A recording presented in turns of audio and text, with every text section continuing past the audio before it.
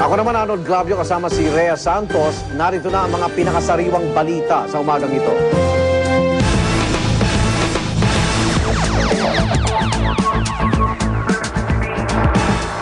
anyos na lalaki malubhang na sugatan matapos umanong tumalon mula sa isang gusali sa Maynila. Inimbisigan na ng mga otoridad kung mayroong foul play sa insidente. Ang report mula kay Oscar Oida.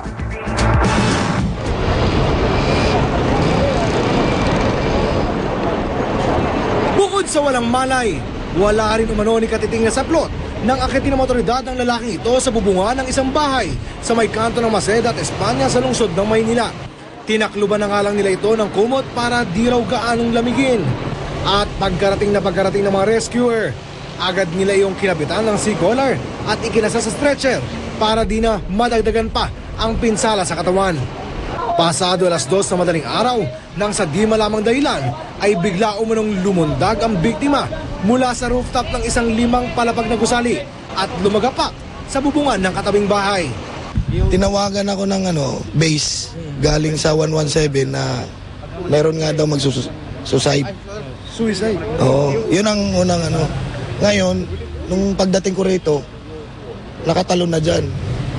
Dahil nga wala raw malay yung biktima, kinailangan gumamit ng MMDA ng electronic ladder para lamang maabot ito. At dahil limitado ang espasyo sa basket ng ladder, maingat at pinagplanuhan ng gusto kung paano isasakay ang biktima.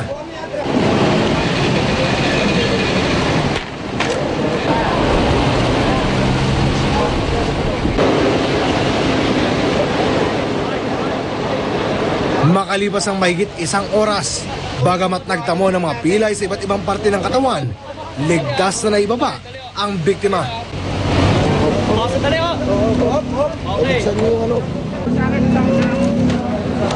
Patulong na lang sir, patulong. Okay naman siya sir, conscious naman, pero may tama na sa likod. Bali, siya, lasing. Ba't mo nasabi? Amoy na amoy sir eh. Kinilala ang biktima sa pangalang Wendell Mendoza, 18 anyos at marketing student umano mula sa isang prominenteng universidad sa Maynila. Naimbitahan lang daw ito ng isang kaklase para mag-inuman sa lugar. Nang malango sa alak, bigla na lang umano itong lumabas at nagtatakbo ng hubot-hubad bago umakyat ng rooftop at lumundag. Lasing lang po. Grabe yung lasing? Opo. Ba't mo nasabi? Kasi po, nagtatakbo siya, ubad-ubad eh. Wala siya talaga kasaplot-saplot sa katawan eh. Ito ang unang balita sa lungsod ng Maynila. Oscar Oida, reporting. Sugatan ng isang tricycle driver matapos banggain ng isang kotse ang kanyang sasakyan sa Maykawayan, Bulacan. Ang report mula kay Tricia Zafra. Pasado 11:00 kagabi ng tatnan ng GMA News ang lalaking ito na nakaupo sa kalsada sa kahabaan ng MacArthur Highway sa Maykawayan, Bulacan. Duguan at mukhang bugbog sarado ang lalaki na kinilalang si Arsenio Pineda Jr., isang tricycle driver. Napaupo na lang daw siya sa kalsada matapos tumalsik mula sa pinapasadang tricycle. Binangga umano siya ng isang itim na kotse at saka tinakbuhan. Huminto na po ako rito. Sinalpok pa rin ako ng sasakyan na binubusinahan niya na po ako. Huminto na nga po ako rito. Binangga pa rin po yung tricycle ko. Bakit niya kayo binubusina? Siguro akala niya tatawid ako. Bigo si Pineda na maplakahan ng kotse. Ang tanging ebidensyang naiwan sa lugar, ang pirasong ito ng bumper ng kotse. Sinubukang habulin ng mga tanod ng barangay Banga Maykawayan ng kotse at ipina-intercept ito sa checkpoint. Hindi rin siya naharang sa checkpoint. Hindi siya dumaan sa checkpoint eh. Kasi may wangwang yung sasakyan. Siyempre yung mga sasakyan, tatabihan yon. Hinahanap na ng mga otoridad ang kotseng nakabangga kay Pineda. Agad namang dinala sa Pulo Emergency Hospital ang biktima. Para sa unang balita, Tricia Zafra reporting. Samantala, siyam ang patay matapos mahulog ang sinasakyan nilang mini dump truck sa Malang, North Cotabato. Matapos mahulog sa 2 metrong bangin, bumangga pa sa puno ang truck. Patungo sana sa Pulumulok, South Cotabato ang mga biktima na mangyari ang disgrasya. Inibisigan na ng mga otoridad dahilan ng nangyaring aksidente. Kumpanyang pinagtatrabahuhan ng 7 biktimang nasawi sa aksidente sa Limay, Bataan, sasagutin ang pagpalibing ng kanilang mga empleyado. Mula sa Bataan, may live at exclusive report si Tricia Zafra. Tricia. Igan, kasalukuyan nang tinatanggal itong mga sasakyan na nagbanggaan dito sa bahagi ng Roman Superhighway sa Barangay Townsite, Limay Bataan.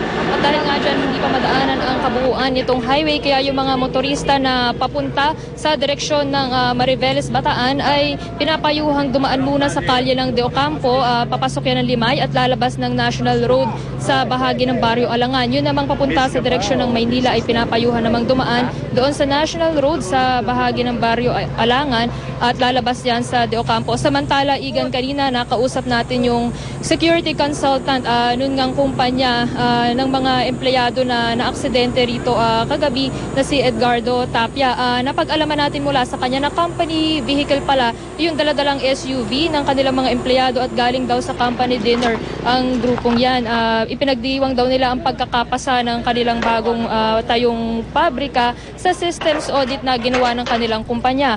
Ipinarating na rin ni Mr. Tapia sa mga kaanak ng biktima na sasagutin daw ng management ang pampalibing at iba pang gastusin na gagastusin ng nila at bunsod nga nitong nangyaring aksidente. Samantala, Igan, lilinawin ko lang, yung isa sa mga nasawing Koreano, ang pangalan niya ay SK Joe.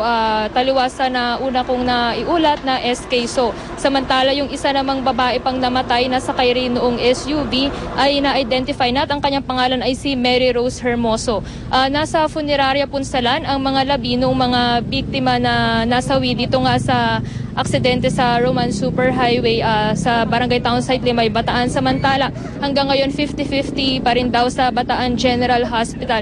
Yung isa pa sa mga biktima na si Maribel Magya, yung isa namang nasugatan, nasakay ng tricycle ay maayos na ang kalagayan pero nagtamo ito ng bali sa isa sa kanya mga binti. Yan muna ang mga pinakahuli mula rito sa Limay, Bataan. Balik sa iyo, Igan. Maraming salamat, Tricia Zafra. Nagulat po live mula sa Bataan.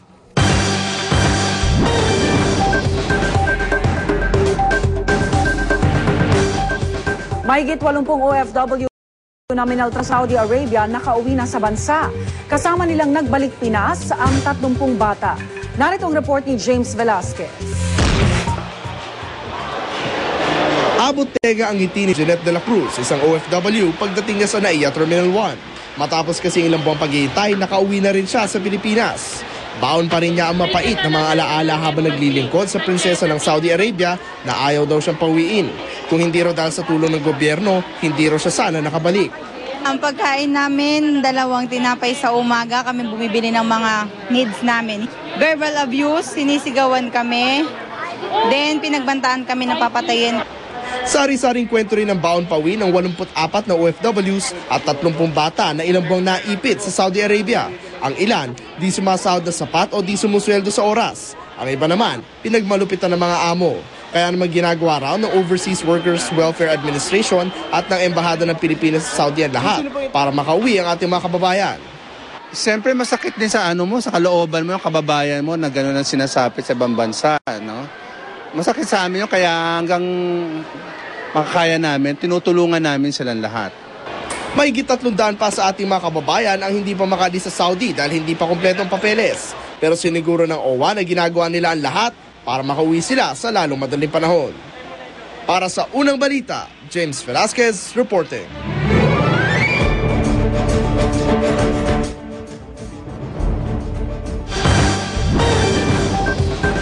Mahigit 200 mamamahayag sa France nagsama-sama bilang suporta sa 2 French journalists na dinukot sa Afghanistan. Disyembre noong nakaraang taon ang biglang mawala ang 2 mamamahayag habang bumabiyahe sa lalawigan ng Kapisa. Ayon sa media advocacy group na Reporters Without Borders, alam na nilang kinaroroonan ng mga bihag. Pero hindi raw nila alam kung anong grupo ang may hawak sa kanilang kasamahan. Tiniyak naman ni French President Nicolas Sarkozy na ginagawa na nila ang lahat para mapalaya ang mga biktima.